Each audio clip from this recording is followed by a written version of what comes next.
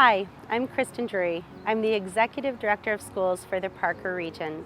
I oversee the schools in Parker and the surrounding area.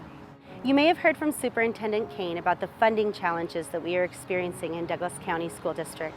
But what does this mean for Parker and Franktown schools? It's easy to assume that when housing prices are high and we're building many homes, that property taxes would go towards schools.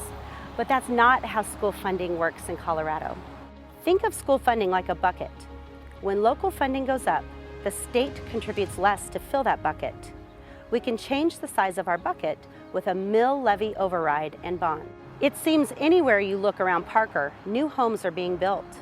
And that means more students are attending our schools in the area. However, this leads to crowding, and some of our schools are already near or at capacity. Additional funding through a bond would enable DCSD to construct a new school in the canyons and also add an expansion to Sierra Middle School. That would alleviate crowding in our other schools. Now let's talk about our amazing teachers. The COVID pandemic created teacher hiring challenges across the nation. And here in DCSD, we want to keep our phenomenal teachers. But in order to do so, we need to be able to compete with other school districts in the area.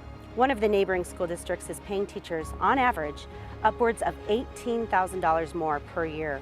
As you can imagine, that pay increase is difficult to ignore, especially during tough economic times.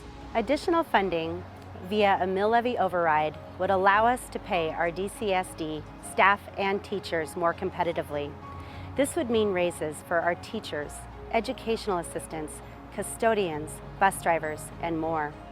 I can tell you firsthand as a former principal how frustrating it was to hire the perfect candidate only to have them take a different job in a neighboring district because they got paid more.